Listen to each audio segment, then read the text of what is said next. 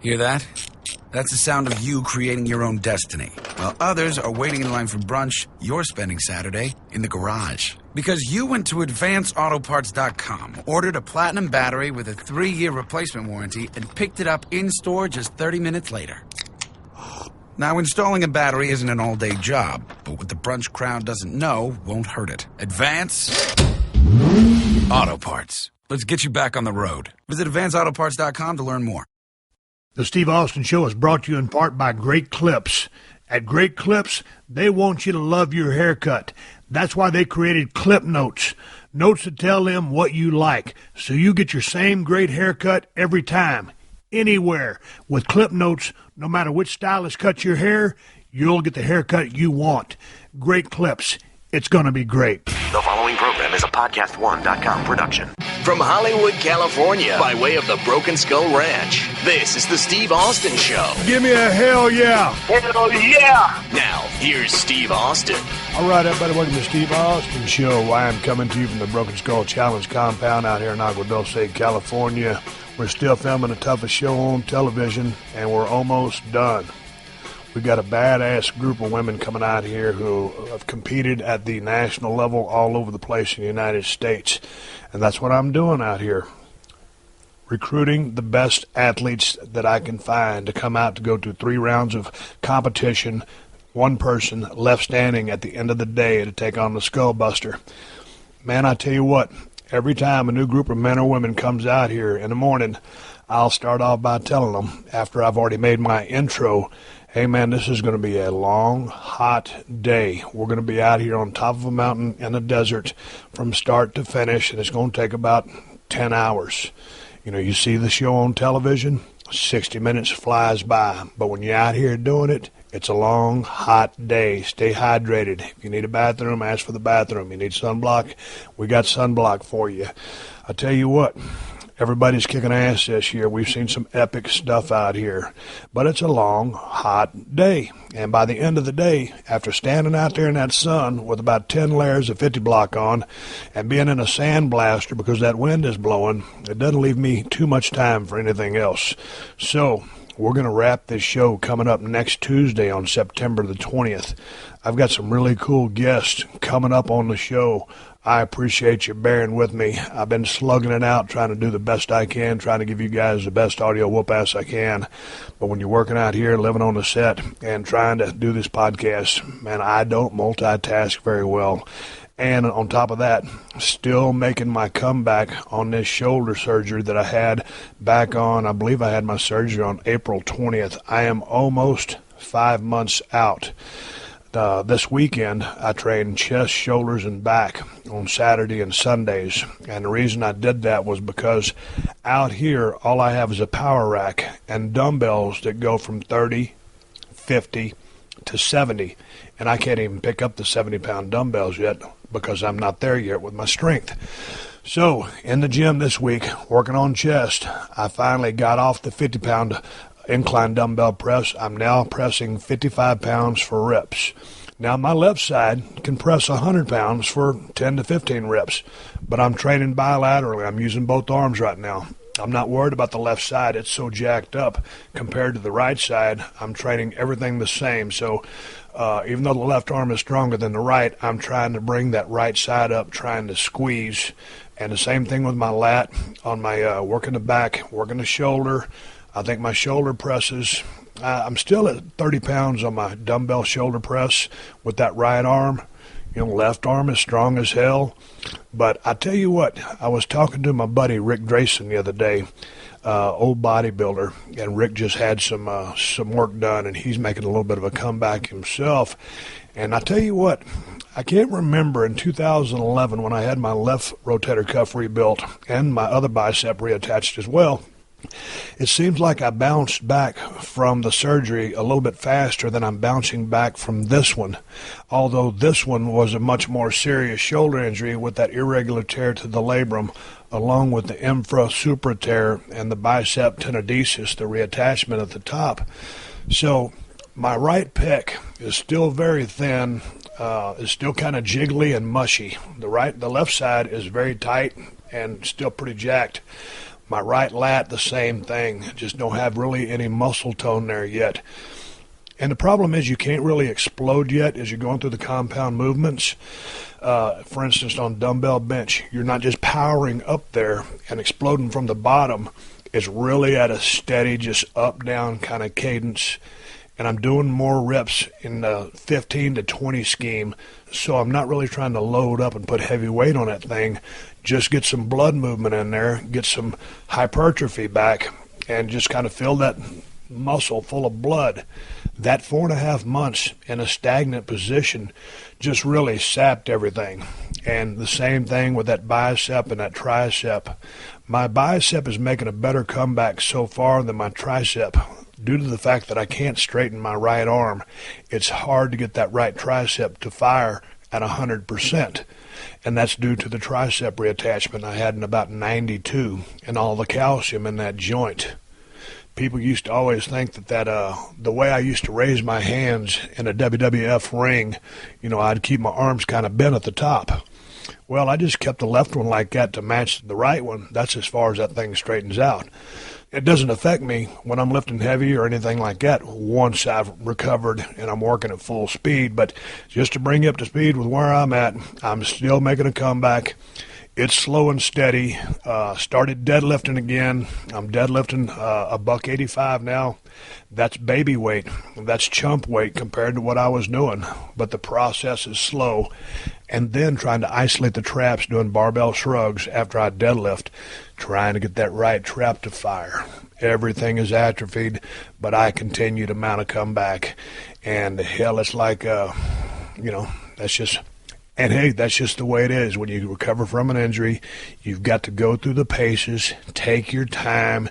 If you try to rush something and you're doing it all by yourself, I opted out of rehab to continue the rehab by myself because I don't have time for it. I'm doing it on my own. And sometimes we get so impatient that you just want to go hog wild and get back to where you used to be. And not so fast, my friend. If you've got an injury, whether it's a leg injury, back injury, shoulder injury, any kind of injury, if you've had surgery on it, follow the protocol, pace yourself accordingly, don't get carried away. It's going to take time.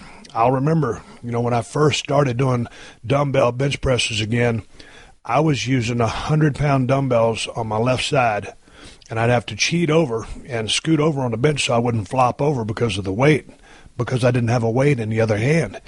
Then I started doing dumbbell press with my right side, and I was using a 2.5-pound chrome dumbbell. So from where I started with a 2.5-pound chrome dumbbell looking like a sissy up to the 5, then a few weeks later up to the 7.5, then the 10, so on. That's the kind of progression I would make. Usually go a dumbbell at a week's time. Now I'm up to 55 pounds for 10s and 15s, and it's feeling real solid. I feel like my doctor did an outstanding job on the surgery. I feel like I will come back at 100%, but it's just a real slow process. Anyway, hey man, that's enough about me. It's Monday morning as I record the open to this podcast. Hey, last Thursday I had Missy Hyatt on the podcast, and she was going to come back and ask me questions that she had put on a piece of paper. She had 2 or 3 pages of typed questions that she wanted to ask me, and we never really got around to those questions.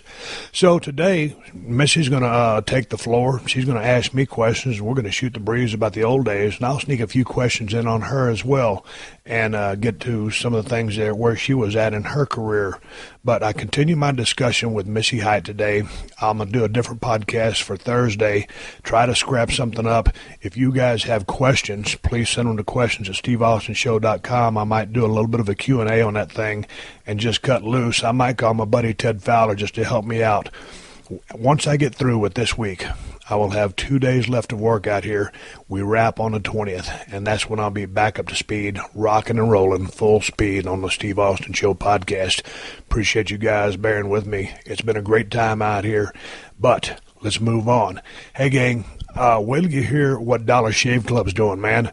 They just keep getting better and better. First, they started out delivering their amazing, affordable razors right to your front door for a bargain price. Now, 4 years later, they've got over 3 million members, and I'm one of them. And if you want to join the club, here's some great incentive. New members can get their first month free. One of my favorite 4-letter words. Just go to dollarshaveclub.com/Steve. But like I was saying, Dollar Shave Club is doing a lot more than razors these days. They're on a mission to help you look, smell, and feel your best. They spent millions developing their own original grooming products for your face, hair, and body. They got you covered with pre- and post-shave formulas, skin protection formulas, hairstyling products, and some pretty cool soap and body wash products. You know what the best part about it is? They ship it right to your front door, along with a great razor, so you don't ever have to go to the store again. You don't ever have to wander down the shampoo and soap aisle trying to figure out which damn product to buy. It don't get any easier than that. And like their razors, the Dollar Shave Club grooming line is high-quality stuff for an amazing price. So give it a try. You'll see the products work and the service is world-class, and there's no commitment and no hidden fees. You can cancel whenever you want, just pay shipping, and after that, it's just a few bucks. So get your first month free at dollarshaveclub.com/Steve. That's dollarshaveclub.com/Steve. The Steve Austin Show. The Steve Austin Show. All right, here I am sitting with Missy Hyatt. She's about to open up a wrestling conversation. And go, Missy.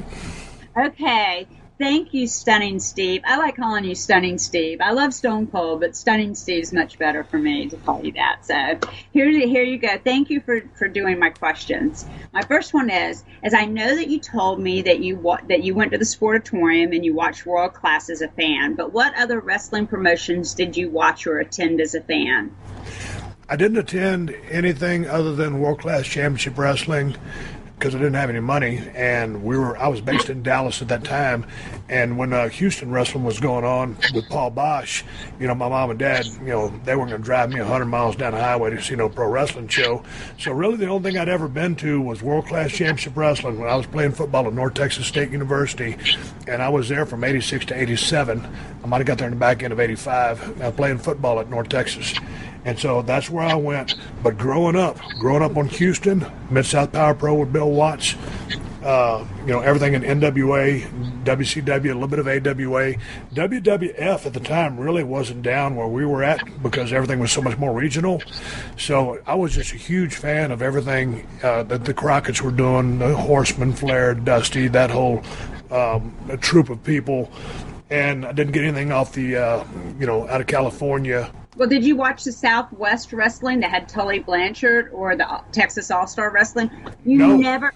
Oh, my gosh. You need to go back and see some of Tully's interviews. Tully Blanchard's interviews were so awesome. I caught Tully when he's going through, with Arn, down there where they formed the Horsemen and all that stuff, but I didn't catch any of the Southwest stuff. And that was interesting because, at first, I guess relations were okay between Dallas and San Antonio, but then everything got all hairy and they started running opposition of each other. Right, yeah. If you ever get a chance, watch some of the Tully Blanchard stuff. It's really good. Well, I always liked his work in the ring. Yeah, oh yeah. Great worker. Okay, if WCW never hired you in 91, plus with the territories dying out, did you have any other places in mind to work? For example, Skandar Akbar was booking Puerto Rico in 91 or Japan. Man, that's a great question. I was down there in the USWA, and we talked a little bit of money last time we had a conversation, and I was making $15 and $20 a night for about the first year in the business. And then the second time I went back, they shipped me back to Dallas, and I turned heel against Chris Adams. And then when I went back to Tennessee, the USWA territory, I had a $100 a night guarantee. I thought that was pretty good money at the time and didn't know any better. And then word on the street started coming around that Dusty Rhodes wanted me over in WCW, and that Tom Pritchard said I need to call Magnum or call Dusty. And so I got in touch with those people, and they hired me. So that was my next step. If WCW had not hired me, I didn't have plan B.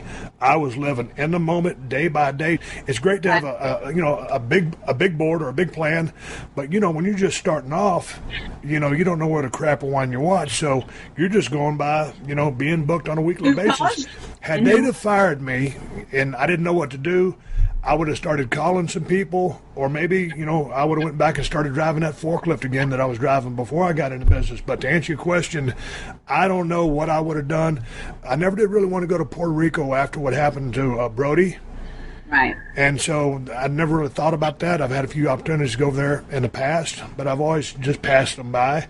And always wanted to go there because I heard it was such a tough, environment, and the wrestling down there was so real.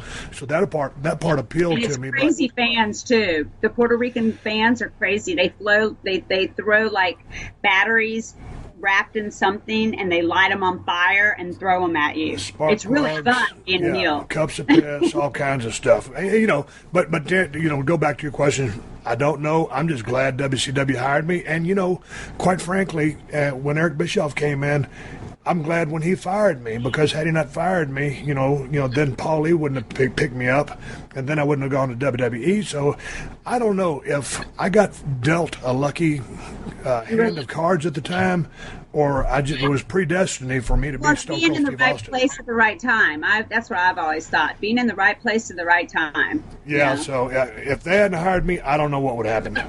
Okay. Well, which veterans did you pick their brains in Dallas with other than Skandar Akbar and Bronco Lubitsch? Oh, man. I was so lucky to be able to jump in the back of the car with Bronco and Skandar when we'd go to Louisiana, and I didn't know where anything was there. So all this was new to me. And so, yes, those guys dropped all their 411 on me and were so gracious. And then I would travel down the road with Gorgeous Gary Young. And Gorgeous Gary Young was a hell of a damn worker, and he was a good promo, too. He never got a big-time break, but he was damn solid in the ring. His psychology was outstanding. So Gorgeous Gary Young helped me out a lot. Danny Davis, when we got down here in Tennessee, Superstar Bill Dundee. Those are a couple of guys that, of course, Paul Orndorff, once I got into WCW, Harley Race, riding down the roads with those guys. And Rick Rude was a fun guy to ride down the road with, because that's all Rude wanted to do was talk about the business. And, he had a big board. He'd talk about heat, talk about the baby face. He goes, it's hard to have a Rick Rude conversation without cussing because he cussed so much. But he was very, very knowledgeable. All the Minnesota guys were knowledgeable about the business. But those were a few of the many that helped me out. And I know I'm forgetting a bunch of them as well. Right. Well, did you ever work with Eddie Gilbert in Memphis or learn anything from him? You know what? Me and Eddie only crossed paths a time or two, and never really had, I know I met Eddie, but I always heard of his booking genius and, saw his promos, saw his work, but we never really spent any time together. And then when I was just coming in Tennessee, I think, Elliot, if I came into Tennessee, Missy, in 91, where was Eddie? I believe he was in Tennessee or USWA around that time. Okay, but he was so high up. He was getting ready to go there. Yeah, but look, he was so high up. He was in top tier of the card. I was in, the curtain jerker spot. So, when you just came in and you're so green, this is back in 90. So, you don't really mix with those guys. The guys you're working with, like, the Gary Youngs and people like that those are upper card guys too, but I didn't have access to an Eddie Gilbert. Okay. Well, did you ever work with John Tatum in Dallas? No, but I got a chance to go watch him wrestle when I was at North Texas State. And, we'd go throw stuff at the wrestlers and drink beer, but I never got a chance to work with John. But like you said last time we were talking, best facials in the business, great at selling, he's mean when he got the heat. To me, John Tatum and Michael Hayes were, in a way, very much alike, but different as well. Whole different promo, but they just kind of reminded me of each other from a facial. They grew up together. They grew up together. Yeah. So, and he was my one regret in my life. Like, if I look back on my life, like we were talking the other day, if I had known back then what I know now, what would I have done? And I was just like, I think breaking up with Johnny was probably the worst thing I ever did. So let me ask you a question, if you don't mind. Because sure. I wanted to put a clip of you. I always do a video at the end of my podcast and tell someone to watch something. And I couldn't find the whole clip of the Gucci bag with Dark Journey, so it was only a 3-minute and 32-second clip. I thought there was more, but I started watching some other stuff, and not to get into your dating some of the guys, but you brought it up. So when Eddie Gilbert and John Tatum and then who else was at the table? Y'all were negotiating something. Jim Ross was interviewing y'all. Oh, Jim Ross, yes. Yeah, it was down in UWF. And so you needed a hairbrush, so John goes to get the hairbrush, but then Eddie already has one Eddie for hands you. it to, yeah. So what was going on there? Because were you with John or Eddie at the time? I was with John at the time, but me and Eddie were liking each other. You know, when they put us together, it started us It's one of those things that just happened. And it right? just happened, yeah. But I look back on it now, and I was like, and I did John really bad, and I feel, you know, and I feel bad about that, and I'm just, you know, I'm thinking, me and John together were so much better together. Like, I never gelled with anybody other than John Tate. I mean, I managed Eddie, I managed I managed Nasties, I managed the Steiners, whatever. But gelling and being with somebody, I never worked that great. I worked with Johnny the best, and it's just like I could see me and Johnny going other places together. Why? And he was a great guy too. So what happened on the switcheroo? I mean, how did you leave John to go to Eddie and stay in the same territory? That had to be uncomfortable. It was hard. It was really hard because there was so much animosity between the two. They wouldn't even book them. They booked them one time to, you know, against each other, but they couldn't do it. And they kept us both heels. They kept him and Jack Victory as heels and us as heels. So then they said it was just too much heat that they couldn't put them together in the ring because they thought something might happen. And, you know, that's the thing. What a lot of people think, hey, man, there's heat between those two guys as a shoot, so this should be a real good match. That's not the case. If you ain't out there getting along like peanut butter and jelly, the match probably going to be a stinker or average at best. Yep. Oh, yeah. Oh, yeah. Let me digress, and you take it back over with your questions. All right. How is it? Well, you were with John Tatum and Tessa was an act in comparison to you and Jeannie. Weren't you guys there at the same time? How was it being with two, you know, guys, you know, similar guys with the ballets, you know, heels in a small territory? How was that? I was so green and working with Chris Adams, and he was calling all the shots. It was all I could do to stay focused on the task at hand and listen to every single thing he said. He would call the matches in the ring. We rarely set anything up. You know, we knew the finish. Right. But, you know, Chris was, you know, by that time, hell, he was a veteran. Everybody knew Chris was a hell of a worker. Charismatic guy, good looking. He just had some demons. So anyway, to answer your question, I didn't pay attention to anybody. I was so hungry because I just came back from USWA. I wasn't making any money. And when I remember we were getting on the bus, it was a Thursday night. It was a spot show. And in the USWA, when you worked the spot show on Thursday, it was within 100 miles of Nashville. So that's when everybody got into the tour bus that Jerry was leasing from Waylon Jennings. So everybody get on the tour bus and we'd drive down to Dallas. And then we'd work the Sportatorium, drive to Memphis, work Memphis TV, and go back to Nashville and get dropped off wherever your car was for the spot show, and then go back to your hotel, and then go work at Nashville Fairgrounds.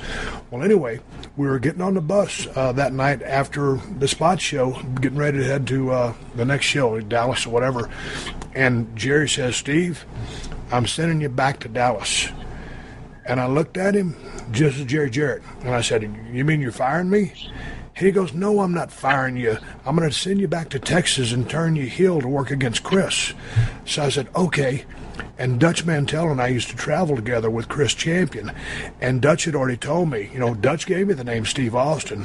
You know, my real name back in the day was Steve Williams. But I couldn't be Steve Williams because Dr. Death was already around.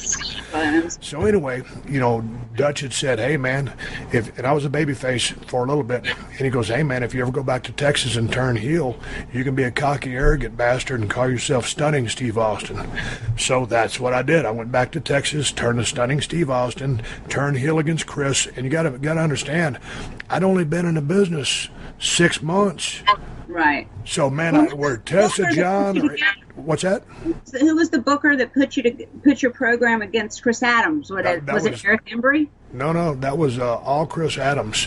Chris booked all of our stuff, though Eric did have the book. So, and you know, we operated within Eric's guidelines, but Chris booked our stuff.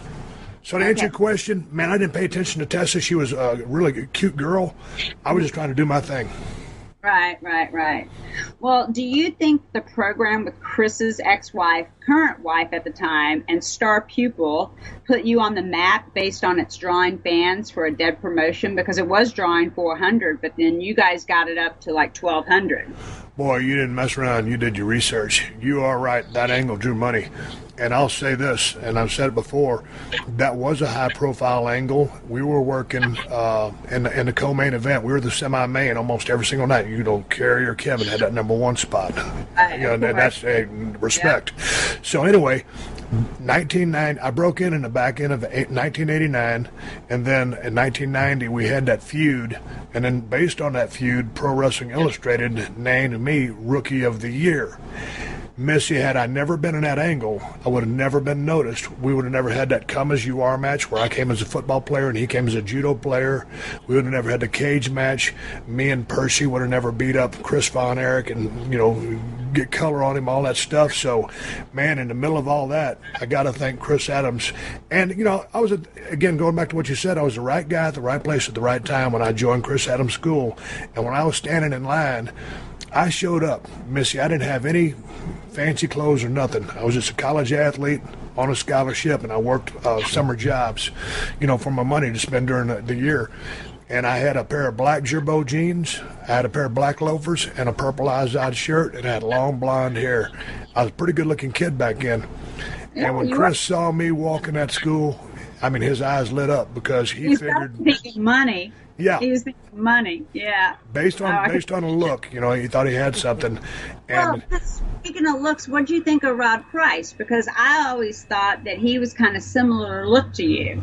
Oh, man, I thought Rod had a great look. As a matter of fact, he was a guy that kind of turned heads because his physique, it wasn't on the level of Kerry Von Erich's, but it was in that category. Kerry had that one-of-a-kind physique. But, Rod Price, good look, pretty damn good worker. And, let me go back a little bit because when you were asking me what I would have done had WCW not called me, I forgot that the all-time great Gary Hart was running some shows on weekends when Dallas wasn't running at the Metroplex Arena. And Gary had put me and Rod Price together. We were singles in WCCW, but for Metroplex, working for Gary, we were a tag team. And I don't even remember if we had a name. And we were actually the tag team champions working for Gary Hart. So I have a past history with Rod Price. And as a matter of fact, I think when they were going to send both of us to Tennessee, Rod had met a girl, and he wanted to stay back in Dallas with his girl. I went to Tennessee, and I started having my singles run. That's when I came back, turned heel. But Rod was supposed to go to Tennessee with me, but he never did. So you never know what could have happened with you two guys with that similar look. You never know. Okay, let's take a minute here so I can say thank you to all the great sponsors of the Steve Austin Show. And thank you to all my listeners for supporting the sponsors. That's how I'm able to do this show twice a week for free. And, man, ain't nothing better than a sponsor that gives you the chance to win some serious cash. And that's exactly what DraftKings does. It's 1 week fantasy football, so that means no season-long commitments. You ain't stuck with the same players. You can draft a new lineup every time you play. You like how Denver Broncos quarterback Trevor Siemian's looked his first couple of games? Man, dude was one cool, calm customer against Carolina. And you can get him at DraftKings.com. And if you use my promo code Steve, you can play for free. In fact, DraftKings is hosting another free fantasy contest this weekend. $100,000 in total prizes are up for grabs. No deposit required. It's true. No deposit required. So you can really put your fantasy knowledge to the test for free to win your share of $100,000 this weekend. DraftKings is the destination for 1 week fantasy football. So get to DraftKings.com now and use the promo code Steve and play for free in this weekend's $100,000 fantasy contest. This contest is free, no deposit required, so there's really no reason not to give DraftKings a shot. Again, use my promo code Steve to play for free for your share of $100,000 this weekend, only at DraftKings.com. That's DraftKings.com. Eligibility restrictions may apply. See website for details. All right, coming back from a little break, talking to the one and only Missy Hyatt. one of my favorites of all time. So what were your thoughts on Kevin Von Erich took control of Dallas briefly from Jerry Jarrett in August of 1990? Did the pay increase? Man, I didn't notice anything about the pay increase on a single night in Dallas because, that was Friday night, and we did the television taping on Saturday morning. And I don't even remember. I told you last time, my first match, I got $40 working with Frogman LeBlanc, but believe me, I wasn't getting rich in the wrestling business in my first 2 years in the business. Not a lot of people did. Well, were you around Dallas when Joe Pedicino was going around that he had a Nigerian backer worth millions and was going to open up Global? I mean, did you believe it at the time? No, I didn't know anything about that. At the time, I knew about Joe Pedicino and Bonnie Blackstone, but I think I was down in Tennessee, and then that's when they did open it up, and I know that's how, well, you told me, whether it was on a phone call or on our last podcast, that you got Buff Mark Bagwell in the business. And that's when they hired Mark, put that mask on him. And, Mark's a good-looking guy. Yep. And that was a great gimmick. But, no, I never was a part of Global and didn't know anything about it. Right. Well, when WCW booked you in the worst scaffold match ever, did they ask you to take a bump off the scaffold, and would you have done it? Here's the thing about that match. Why they booked that match, I have no idea. I don't even remember working a program because it was me and Bobby Eaton versus PN News and Terry Taylor. And Terry Taylor's a hell of a damn hand and a guy that helped me out a whole lot as well. He gave me a lot of advice down the road. And, of course, Bobby Eaton did as well. And you put PN News, his 400-pound self, up on a scaffold, and here's what happened. We couldn't do anything like Night of the Skywalkers with, the Road Warriors and Jim Cornette because what they did was they sent the wrong structure. So here's why that match was a turd. The rails or the beams were so big around in circumference you couldn't get your hands around them to hang or do any kind of stuff on the bottom. So we were relegated to staying on the top. And don't get me wrong, I wasn't going to defy death anyway.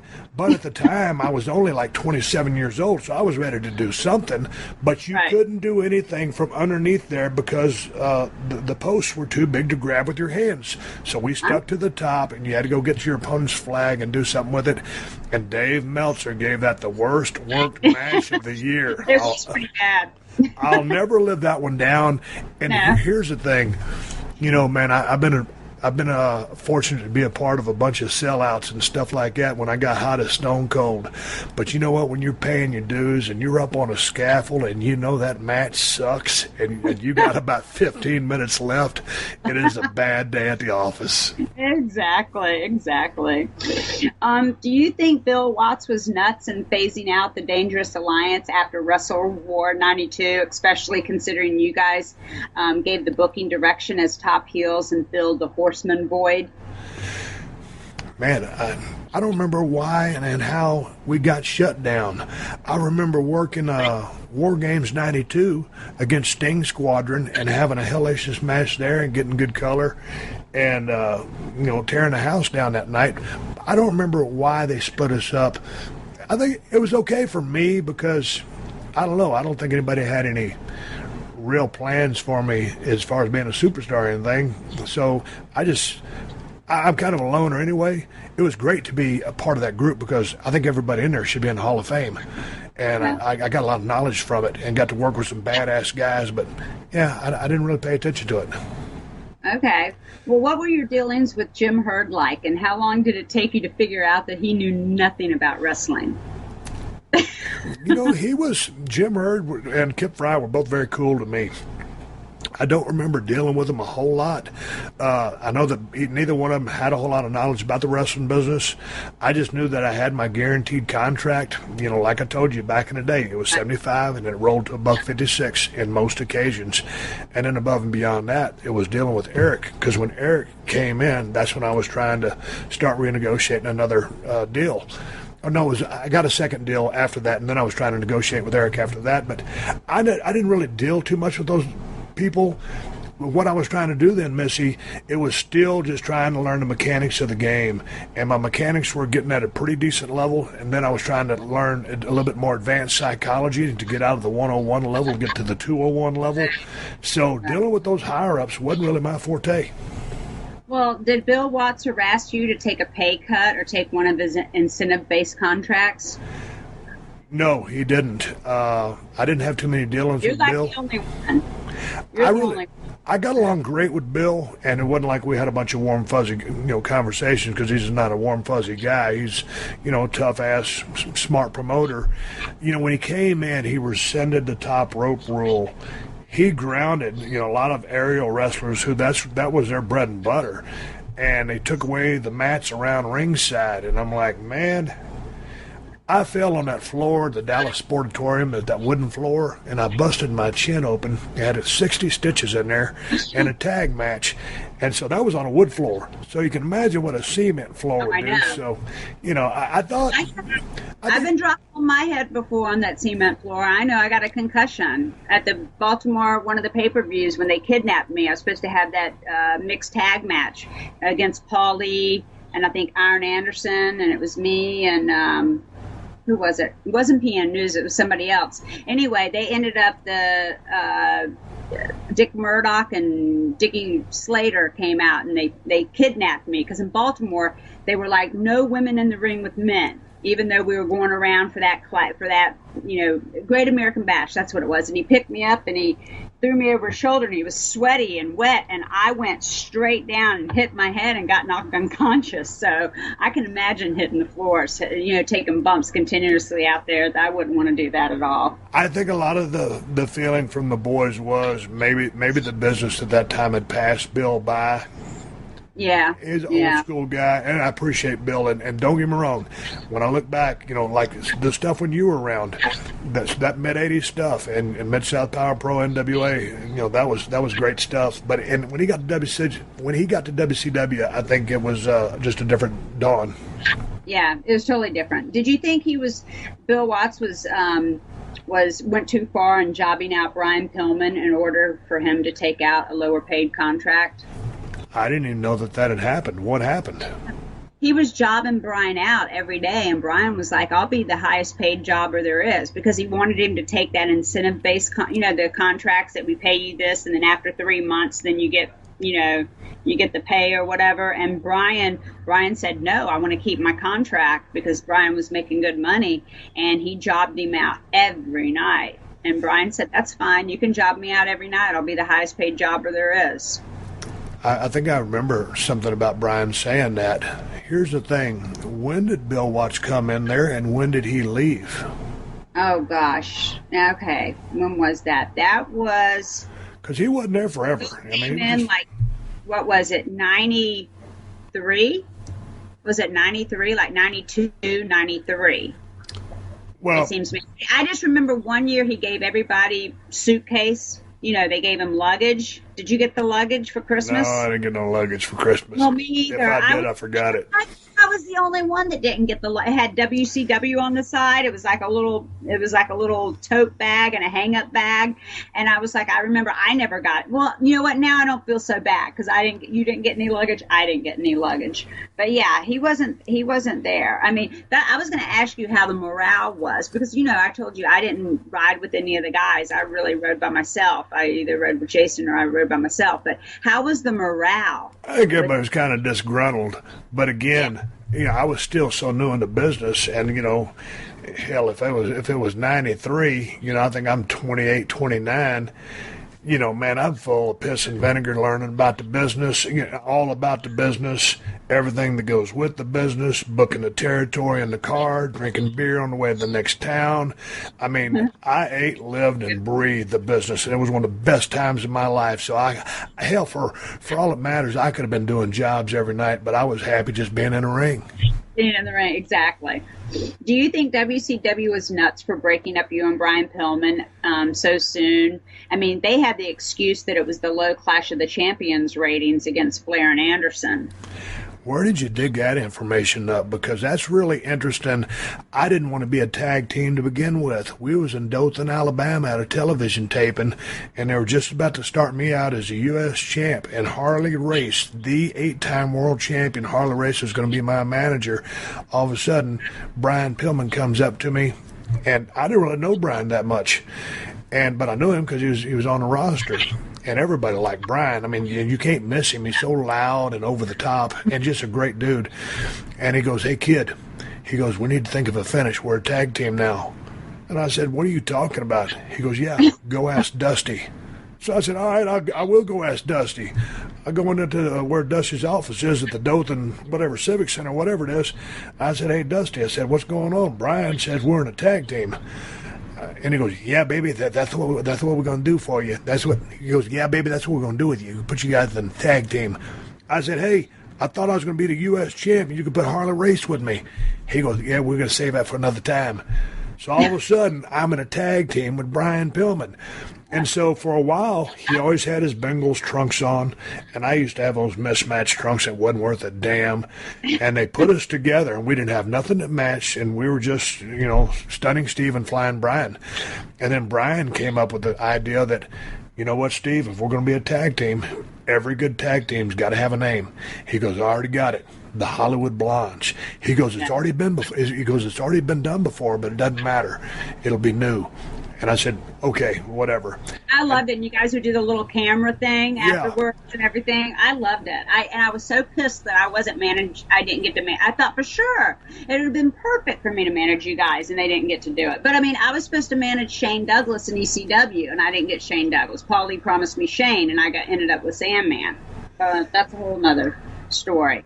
But I don't know why they broke us up, because when they broke us up, we started getting over, and we started getting over big time. And then that's when we had everything matching, the black vest, the silver vest, and then they split us up. So to go back to answer that question, I don't know why they did that. We were an interim tag team designed to get people over. All of a sudden, we were getting beat, but then we started getting over. So then we started going over, and they just said, "Hey, piss on those guys. Let's break them up." Nothing made sense, Missy. And I was really upset at that point in my career. The first time I'd really been kind of professionally upset because it was a setback. Well, I remember talking to you about that, and I remember out there at your house when you lived way out there, out 20 or whatever it was. And I remember telling you, "When does your contract expire? Mine's coming up. Maybe we can all go to WWE as the Hollywood Blondes, all three of us. When does Brian, I remember talking to you about that." So. And those things, package deals always scare me because, it was a thing, if Brian would get hurt, then, I got to start wrestling as singles, and you're in tag team mode, and you're not going to get a heavy push as a singles because you're considered a tag team guy. And my first year and a half in the business, or 2 years before I got put with Brian, I was a singles wrestler. But once I got into that tag team and we started clicking, that's when, and I already loved tag team wrestling, but I wasn't a good tag team wrestler.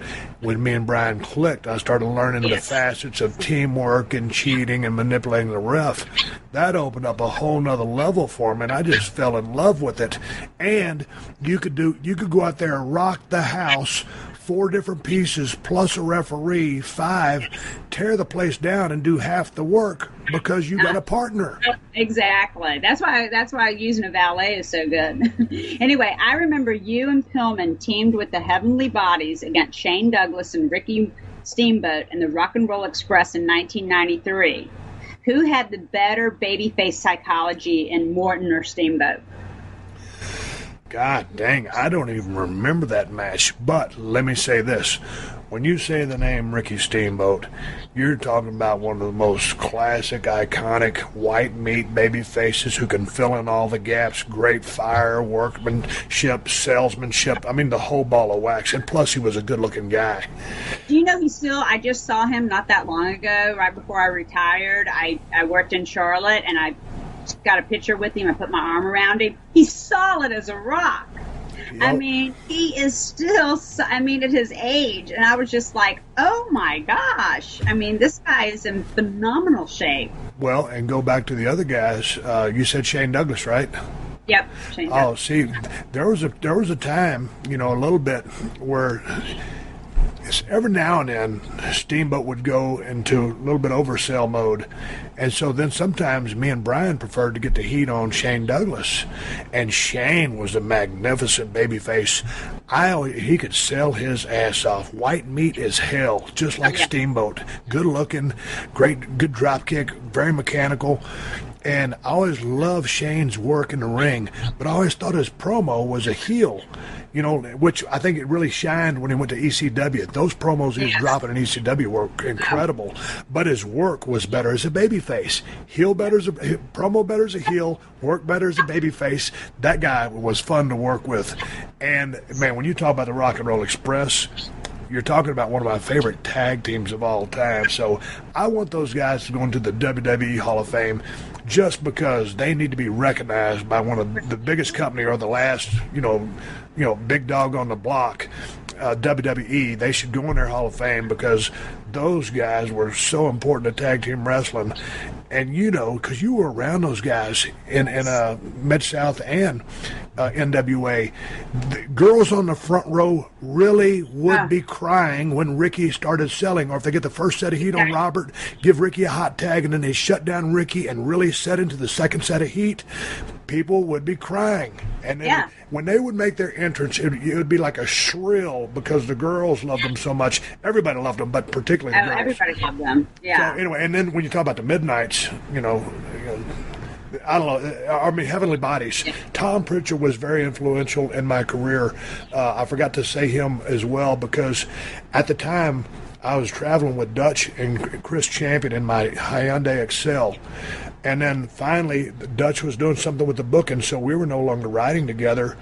And Tom Pritchard was driving Dirty White Boy, Tony Anthony's. It was like a Toyota Corolla or something.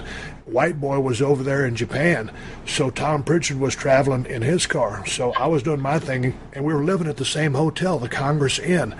So Dirty White Boy's car breaks down, so Tom needs a ride. And he goes, hey, you might as well jump in with you. And me and Tom was like in a different planet, right? And we didn't hang around together. He did his thing, I did mine. And we go to the gym every morning, and going to Memphis on a Monday night from Nashville is 205 miles. And not a word was said either way. And then finally we started talking, and we turned into the best of friends in the world. And Tom was the first guy to ride down the road. This is when Brian Lee jumped in with us. Primetime Brian Lee jumped in with us. And we were riding down to Louisville one day. I think it was Louisville. And Tom says, I was stunning Steve at the time. I'd already done that heel run. And Tom says, hey, Steve, let me ask you a question. He goes, what's so stunning about stunning Steve? And I was like, well, I don't know. And he goes, well, you should. And he goes, hey, Brian. He goes, what's so prime time about Brian Lee? What he was getting at was, what's the gimmick? What are you all about? Like if someone says, hey, what's so stone cold about Steve Austin? I can tell you what's so stone cold about Steve Austin. I don't care. I'm going to whip your ass. Don't piss me off. Don't try to box me in. Don't tell me what to do. That's the gimmick. Tom was the first guy to make my eyes open up to, hey, there's a different level here. You don't just be a mechanic. You're a personality. And that's why people care about you, whether they love you or they hate you. That's the part they buy into. I got to thank Tom Pritchard for that. Oh, awesome. Awesome. All right, got to give big ups to my close personal friend and longtime sponsor, Diamond Dallas Page and DDP Yoga. DDP Yoga has changed countless lives, including some of your favorite pro wrestlers like Jake Roberts, Scott Hall, Mick Foley, AJ Styles, and Y2J Chris Jericho. They all swear by DDP Yoga. And now DDP has taken his life-changing program to a whole nother level with the DDP Yoga Now app on iOS and Android devices. So now you ain't got no more excuses about why you can't start DDP Yoga. The app means you can do it anytime, anywhere. And the cool thing about the app is that you can track more than just DDP Yoga workouts. By connecting to a Bluetooth heart rate monitor, you can track your calories and heart rate in real time, no matter where you are or what you're doing. All the fitness tracking features like pain tracking, measurements, progress photos, and much more are completely free in the app. And DDP Yoga Now subscribers can do the original workouts, the new 2.0 workouts, and live workouts from the DDP Yoga Performance Center. And to make it even easier than he's already made it for a limited time, you can get the DDP Yoga DVDs for 20% off, plus 3 months of full access to the DDP Yoga Now app. Just go to ddpyoga.com/Austin. That's ddpyoga.com/Austin. Take advantage of this great deal. Commit now. Change your life now. Go to ddpyoga.com/Austin to get started. And one last thing before we get back into it, I have a big favor to ask that will take less than 10 minutes of your time. Please go to podcastingsurvey.com and complete a short online survey. The first 250 people that complete the survey will get a $25 gift card to restaurant.com and a chance to win an additional $250 card. As you hear me say all the time, this show is supported by advertisers, and filling out this survey will really help us out. So please go to podcastingsurvey.com and take the survey now. Okay, well, this is back to Ricky Steamboat. Did Ricky Steamboat give you and Brian Pillman much direction when you had those 45 to 60-minute house show matches against him and Shane Douglas? No, man, Ricky was so cool. He let us call it all. And, yeah. Now, he would also chip in stuff in the ring, but he was so respectful that we were the heels, and he was a senior guy, so he absolutely had liberty to squash anything we wanted to do or make a redirect. But that's the thing about Steamboat that was so cool. He just wanted to go out there and work, and he'd already had that monster run into WWE. And, he was down at WCW working with us. We were having badass matches. I think he appreciated how hungry we were, how hard we worked to shine him up, and flip-flopped and flew for him when it was time for them to make a comeback. And they either, beat us, or they slipped on a banana peel, or we screwed them somehow. But there was a lot of chemistry there, and that it just goes to show how unselfish Ricky Steamboat is, one of the greatest of all time. Right. Oh, he is, definitely. In our last interview, you were telling me about Stone Cold, how you got it from Kuklinski, the serial killer. But I was wanting to know if you ever got any of your persona from the old school David Schultz promos. It's really neat that you asked that question, because when I go back and watch some of those interviews, there's a definite parallel. Yes. But I hadn't seen any of the interviews because... No. Because, Missy, that was all regional. I wasn't getting that. Okay. Man, when I get on YouTube, and this is as far back as 2 or 3 years ago, I watch a lot of his stuff. When they showed up at his house that one time, it's a little vignette. His whole family's there, and he's being mean. All that stuff with John Stossel. But just his promos. Boy, that guy, I really think he was at the wrong place at the wrong time, because that guy, I think, had money written all over him, had better sense of booking him. But then again, I didn't know the man, so maybe it was such a wild card, but people didn't want to take a gamble on him because maybe it was hot temper. I don't know. I heard he was a wild man, and he really intimidated people and stuff like that. So. Yeah, but as far as the gimmick goes, there was a definite parallel, but there no influence from him. But when I look back, it's very close. Very close, yeah. When did you discover the newsletters, and which one did you read first? Man, when you talk about the newsletters, everybody talking about the kayfabe sheets. Yeah. If I am not mistaken, it had to have been Flying Brian that told me about the sheets. And he goes, "Hey, kid." And, Wade Keller has his, and Dave Meltzer had his. And I know there's a bunch of them out there now, but back in the day, there was 2. And those were the holy grail of the inside of what's going on in the business. And back then... One time I was leaving a territory before I even knew it by reading it in Meltzer's sheet. Really? But see, here's the thing. You wanted to read the sheets because you wanted the inside information. Those guys had people on the inside that would drop them booking info, like you just said, and they had a great scope of the business. They were very studious of the business. So, and people respected what they had to say. If Meltzer put you over... Yeah, they still do. If Meltzer put you over, just him putting you over, and Keller too, but Meltzer was really the number one guy back then, with his 4 3/4 matches and all this stuff. It could change the future of your booking just based on what he said. But here's the thing. He realizes how much power that he had, or that he has. But you never wanted to be caught with the sheets. You could pass them back. Everybody kayfabe the fact that they're reading the kayfabe sheets. We would in UWF, it'd be so funny, we'd get one, and I discovered it from Eddie, and you would be passing them around, and you'd read one, and it's such a little print, and it's on two sides, and you're reading it, and you're, okay, who's got page 3? Who's got 3? Who's got 3? Who's got 4? Give me, I need the rest of this. I need the rest of this. So, and back then the business was so protected, you didn't want to be known that you read the sheets. Hey man, you read what Keller said, you read what Meltzer said. Yeah. No, man, know what he say? He said this. What are you talking about? Because dude, and you just because the business is so protected, you just didn't want to be caught with the sheets or saying with the sheets. But everybody was. Here's the thing. Brian was always in the know, and I think Brian had someone in the office who gave him a lot of 411. Within WCW. And then a little bit in WWE, he wasn't there very long, but he was very proactive in seeking out information. Hell, I was just, resolved to going down the road and learning everything on my own. But those sheets dropped a lot of very important information, and I got to give those guys credit, a lot of credit for surviving all this time, reporting on the workings of the business. Because back in Missy, they were almost a pariah, if you will. I mean, because. People hated Jim him. Cornette was going to beat him up. Jim Cornette was threatening to beat Meltzer up. They'd show up at a house. They'd show up at a house show and have heat. Oh yeah, definitely. Okay, this is my last question for you. Since you were never lucky enough to have Missy Hyatt as your manager, but you did use Medusa a bunch of times, how was she to work with? Medusa's great. See, here's the thing about her. Man, I was a big fan of hers back in the AWA days. So then, like I always mention AWA on the back end of everything that I'm saying, because Houston Wrestling, World Class Championship, Mid-South Power Pro, and NWA were what I feasted on. That's what I always got from start to finish. Then I started getting AWA and then some WWF.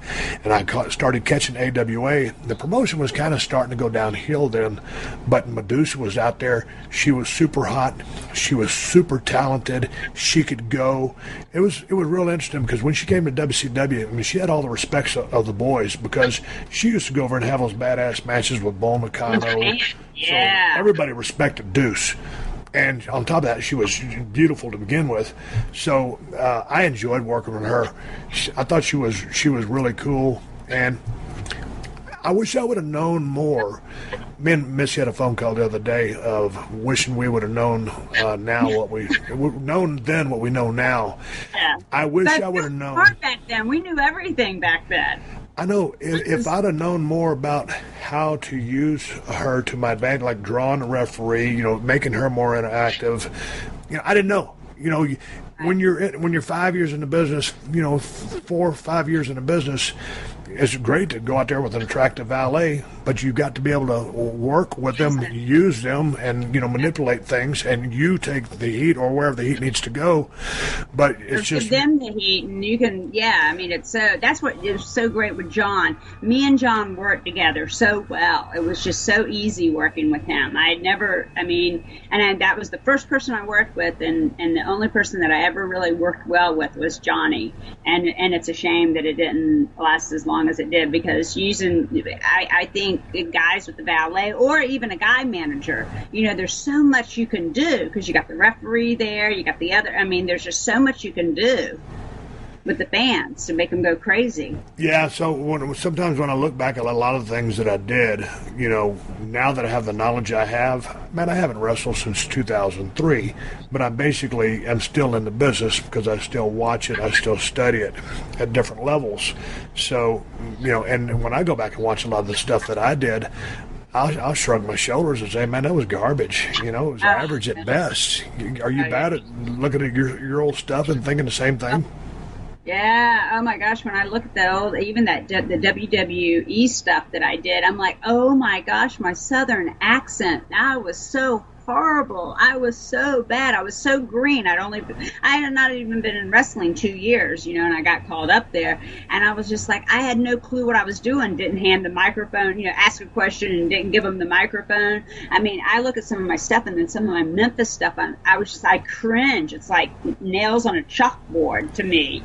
My talking, I cringe at it.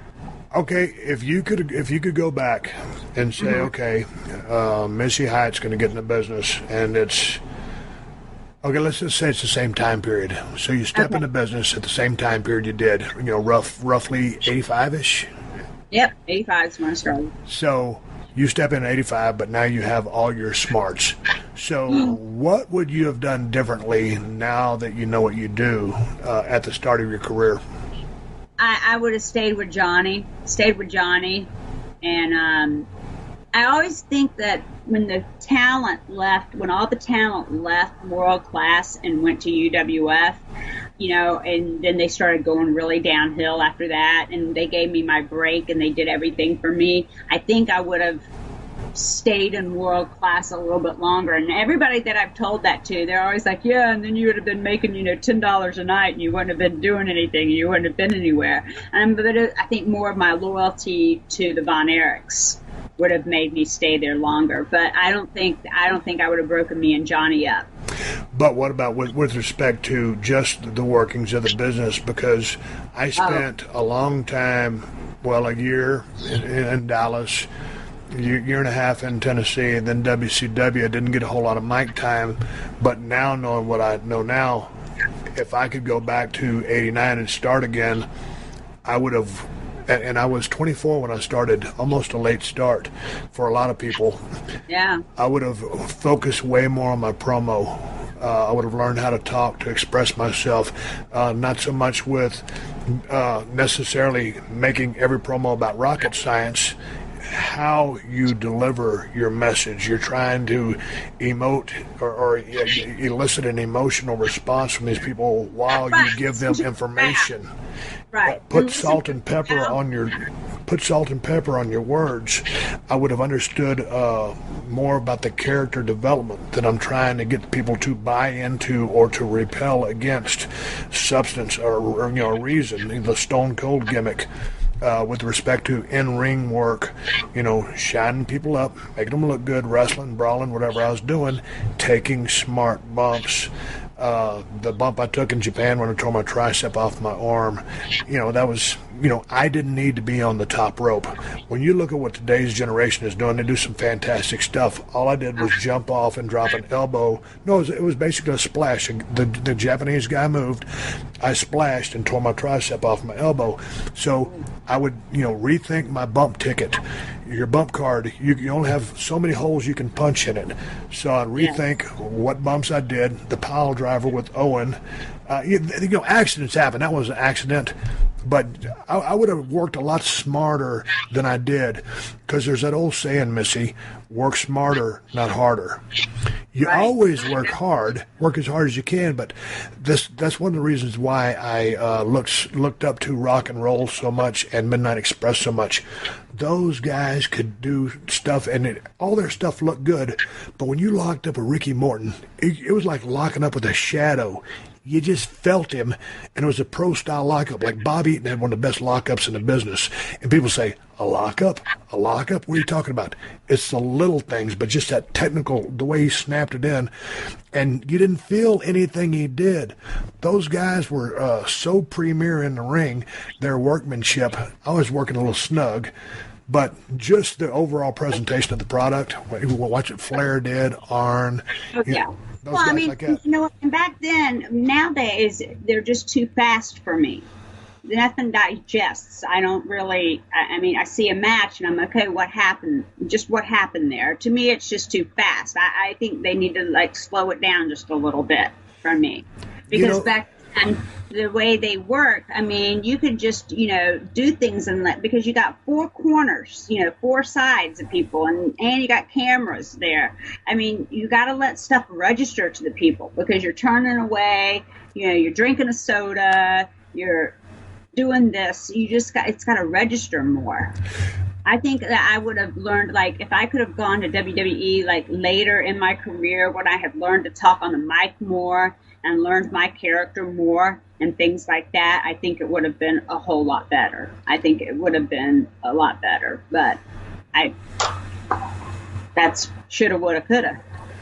There's a couple of guys down there in NXT, Dash and Dawson. They're the NXT Tag Team Champions. They had a match in Brooklyn a couple of months back, and with a guy named Tommaso Ciampa and Johnny Gargano. And the body of the match itself was very simple. I mean, there was no crazy moves. They were working a body part. But then, I mean, they're doing a whole lot of high-level stuff, pulling the referee on the hot tags, teamwork. I mean, these guys are totally synced up. So it was basic work, but there was such high-level work and so many things going on. Those guys would have fit in any era that there ever was tag team wrestling. That's how good they are. And there's a lot of stuff that happens, and I think it's around a 20-minute match, 22-minute match, whatever it was. But there's a lot of action in that thing. You know, the thing about it, Missy, is when you go back to mid-'80s and even the Attitude Era, I mean, we had sped it up a little bit. But it's like, you know, football sped up. They're playing, you know, everybody's playing, you know, no huddle offense, spread offense. It seems like everything is sped up. And so the business has too. And it's evolved more than just, you know, hey, the old hair pull behind the referee's back. Yeah, you can't do that. Yeah, you can't do that. But there's a lot of things they can do. But to me, I don't know, maybe it's just I'm so old school. They to me, it's a little too fast for me. I don't think they let it digest. I don't think it goes. But that's just me. So what's next for you, Missy? What's next for me? Well, like I said, Newton, Alabama. I'm going to be in Newton, Alabama for a Civil War reenactment. So that's the next thing for me. I'm retired. I retired at WrestleMania, so I don't do any autograph shows anymore. I don't do anything. Now, what made you just decide, and what was it, 2015 or 16 you retired? In Dallas to 2016. Yeah, so last weekend. So what made you just say, hey, that's it? Well, because, you know, I have a real job, and going away on the weekends to go do shows, it was fun and I still enjoyed it, but being by myself doing it is not that much fun, traveling by myself. And plus, living in Tallahassee, I kept getting stuck at the airports because there's only so many flights into Tallahassee, and just, you know, I've slept in Charlotte Airport and Atlanta Airport and being stuck and can't get a flight in and things like that. And it's just, you know, my whole weekend. If I take a weekend off from work, I would really like to go and do a reenactment, a World War II or Civil War reenactment. That's my hobby, so I'd rather go and do that than go do the wrestling thing. Okay, a lot of guys have a hard time getting away from the business. So how hard was it for you? I mean, it's been a long time. I'm still active. I still watch it. I'm still a fan of it, and I still Twitter, you know. So. Yeah, but you walked away from it. You retired. Yeah, but I still Twitter about it and everything. So I know, but you're not doing any appearances. You are not doing the business anymore. Because at some point you got to go on with another life. Yeah. I mean, it was time. I mean, and it's like I started my career in Dallas, and I thought I'd end it in Dallas. Okay, so then when you first started, okay, and when I first started in 89, 90, hell, I didn't know what was going to happen. I didn't think I'd be doing it for that many years. I never had any clue. It was just, to me, it was a fluke, and it was just an accident and an opportunity, and I had no idea I would have done it for as long as I did it. All right, you asked me what I would have done if WCW hadn't hired me, and I didn't really know the answer because I didn't have Plan B. Okay, if you'd have never gotten a wrestling business, do you have any idea what you could have, would have, should have did? I would have, I guess, stayed with Johnny and had babies. His mom. Yeah, been a mom. Because that's the one thing I didn't get to do. I missed out on. So. Are you upset about that decision? No, because, you know, before I moved to Florida, I went to the 10-week course, and I was going to adopt. I was thinking about adopting. And I was adopted at birth. So adopting to me is no big deal. So is there still time in your life to adopt, or are you just going to keep going down the road? I just, you know, I live with my mom, and she just turned 90 years old, so it's not the right time right now, but I think after she passes and everything, I think it'll be the right time. As long as I can dress them up in little costumes and they can go to reenactments with me, I'll be happy. All right, Missy. Takes her daughter with her, so that's okay. To delve into just a little bit of a personal issue, you got a little twisted up on some alcohol. Oh, yeah, and pills. All right, how bad was that? Because I hear nightmare stories. You know what? It was pretty bad. I thought I was going to die. I really did. I thought I was going to die. How bad did you get? Oh, I got really bad. I mean, to the point that I, blacked out, didn't even know where, woke up, didn't know what day it was, didn't know what year it was, didn't even know what month it was. What were you drinking? Oh, scotch. Scotch? Yeah, scotch. What kind of pills were you taking? Oh my gosh, I was taking everything and anything. Somas, Xanax, Percocet, what else?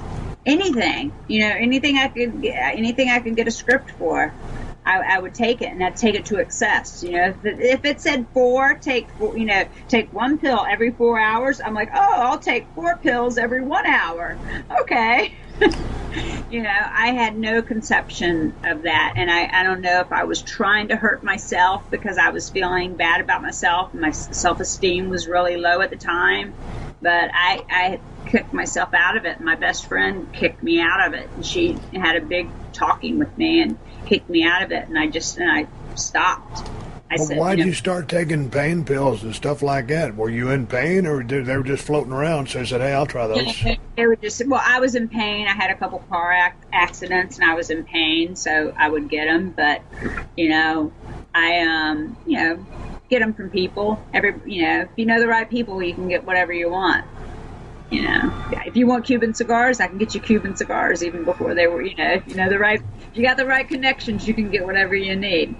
But how long did it take you to get clean and healthy? It probably took me, I would say, a few months. I mean, I just quit. I mean, I went to the doctor and told him, hey, I've got a problem. I need to quit. I need your help. What can I do? What can you do for me? And he helped me. Are you good now? I'm great now. I've been since 2005. Do you drink at all? Can you have a social drink? I can if I want to, and I just don't. I have I do wine demos too sometimes part time, and I got a bunch of wine, champagne in the cabinet, and I usually keep it and give it as gifts. If you're going over to somebody's house for dinner or something, bring a bottle of wine or a bottle of champagne or something like that. I'd give it away, but I don't drink. But if I go out, if I want to have one, I can have one, and I don't think it's going to make me go back and start, drinking a fifth of Dewar's a day. I don't think that'll happen. Is that what you're drinking, a fifth? I don't even remember. But I mean, I'd have Dewar's, and then I'd also keep Stoli in the freezer, because Stoli cold is really good. I know. I should keep mine in the freezer as well. Oh, did you? Yeah, well, I mean, I got so bad. As far as like having a drink, I was just like, I turned to a drink snob. I'd keep Crown Royal or my Grey Goose vodka in the damn freezer, and then I keep my glasses in the freezer. My rocks are in the freezer. So, if you go to a regular bar, they're going to grab a room temperature glass. Just grab some of those gimmick ice cubes out of the mega maker thing, the bulk maker, and then the bottle of vodka or Crown Royal or whatever it is room temperature, and they pour in the Coke from the machine. It's like, man, that's the worst drink I've ever had. I got all my stuff scientifically cold. So if I'm drinking, I get the same thing with my margarita mix down there at the ranch or whatever. If I'm going to do it, I'm going to do it right. So I kind of spoil myself. Oh, yeah, and I love my margaritas. I can make some great margaritas with a little bit of Grand Marnier. But just a little, because if you put too much, it gets too tart, and they give you Yeah, you can. You just have that little shot of Grand Marnier and make that margarita. Yeah, I could still, I mean, if I went on a trip and let's say, went to the islands or something like that, there wouldn't be any reason why I wouldn't have a Bacardi or a foo-foo drink or anything like that. I would enjoy that. Well, good. You can have one and then you're cool. Yeah, I'm cool. I don't need to get blacked out. No, that's bad. That's not a good thing. I'm glad you or your friend intervened and you got some help and everything's good. Yeah, me too, because I'm still here, because I probably wouldn't be here, so I'm here. On Twitter, she's at Missy Hyatt. I'm at Steve Austin BSR. I'm going to come back and close the show. Thanks, Missy. Thank you. All right, everybody, give me the go home cue. It's time to wrap up this podcast and ride off into the sunset. But before I do that, let me tell you about my day. I'm sitting here at my desk in my camper on set at the Broken Skull Challenge compound. It's about 2 p.m. We just eliminated 4 people. We're going about our business to find one person who will take on the Skullbuster. We've been very fortunate to have a beautiful day out here today. It's probably about, almost 80 degrees with a breeze going. And tomorrow, I think it's supposed to be between 66 and 72 degrees out here all day long, which will be awesome because it touched upon 103, 105 degrees just a few weeks ago. That's how extreme the weather changes can be out here. And, it's a sign that fall is here with football season, hunting season right around the corner. Looking forward to getting down there to Broken Skull Ranch with Teddy and hunting some deer and all that stuff. But I want to thank Missy Hyatt for putting together a list of questions and talking to me and helping me out with the podcast today. It's always a pleasure to talk to Missy. And glad to hear that she's in such a good place with her life and all the things that she's doing. I got to give you guys something to watch today. And I was going on YouTube, and I was thinking, man, I'm going to hit these guys with some country music. And so if you ain't into country music, you might not want to look at this video that I'm going to tell you to watch. But if you do get on YouTube, type in simply Conway Twitty. That's my job. It's a live performance by Conway Twitty. Conway Twitty, that's my job. And listen to the words of the song. Man, Conway Twitty was one of my favorites of all time. Before he passed away, he had 55 number one hits. The only guy that could top him was George Strait when he eclipsed the feat of 50 number one hits with She'll Leave You With a Smile, and then reached number one for the 56th time in 2007 when the single Wrapped hit the top of the Media Base 24/7 list.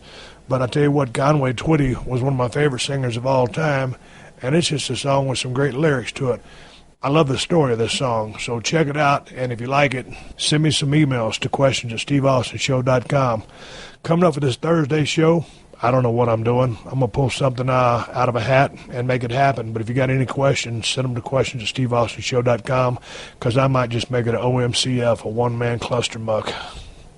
Hey, man, here's a couple of quick reminders. I want to say, first off, thank you very much to Ryan Barkin and all the guys at Pro Wrestling Tees for cranking all my T-shirts for this season's Broken Skull Challenge. I'm going to start releasing those shirts pretty soon. They'll be on BrokenSkullRanch.com and ProWrestlingTees.com/Steve Austin, and they're coming soon. If you're looking for the best damn IPA available, get the Broken Skull IPA from El Segundo Brewing Company. Stop in if you're in L.A., 140 Main Street. Pick it up at Whole Foods and Total Wines if you live in California, or order it from BrokenSkullRanch.com, where you can find the link to InsideTheCellar.com, and they will ship it to a state that you live in if your state allows that. You can find the Steve Austin Broken Skull knife from Cold Steel Knives at BrokenSkullRanch.com. This is a knife that has been highly rated by all the reviews of people that have reviewed it. If you know anything about knives, this is a badass knife, and everyone should have one. Hey, man, I appreciate all the word-of-mouth advertising y'all are doing on behalf of the podcast. I don't have an advertising budget. I don't have any signs. All I got is people that spread the word, and people listen to the show all over the world. So for that, I say thank you. I appreciate y'all supporting the sponsors of the Steve Austin podcast, because they're the ones who let me do this for you free twice a week. So big thanks to my man DDP. DDPyoga.com/Austin. Get 20% off the DDP Yoga DVDs and 3 months to full access to the DDP Yoga Now app for a limited time. Thanks to DraftKings. Use my promo code Steve to play for free with no deposit in this weekend's $100,000 contest. Big thanks to the Dollar Shave Club. Join DollarShaveClub.com/Steve now and get your first month free. And, of course, a big thank you to Amazon, who have been supporting this podcast since day one. Folks, if you use my Amazon links whenever you're doing any online shopping, Amazon will kick back a couple of bucks to the podcast. It does not cost you anything extra. There's no hidden fees or charges. Just buy whatever you plan on buying and help out the podcast in the process. You can find my Amazon links by going to podcast1.com, clicking on the Killer Deals button at the top right corner of the page, and then hitting the Steve Austin Show button. I've got Amazon links for USA, UK, and Canada. So again, go to podcast1.com, click the Killer Deals button in the top right corner, and then click on the Steve Austin Show. That's where you'll find all my great sponsors, and you can do your shopping. And if you bookmark it, you can save a lot of headaches, hassles, by just going right to the click if you bookmark it. Hey, folks, on Instagram, I'm Steve Austin, BSR. On Twitter, I'm Steve Austin, BSR. Hey, the 60-second AP News headlines are coming up next. Until next time, my name is Steve Austin. I'm coming to you from the Broken Skull Challenge compound where we are almost through, and I will catch your ass down the road. Download new episodes of The Steve Austin Show every Tuesday at podcast1.com. That's podcastone.com.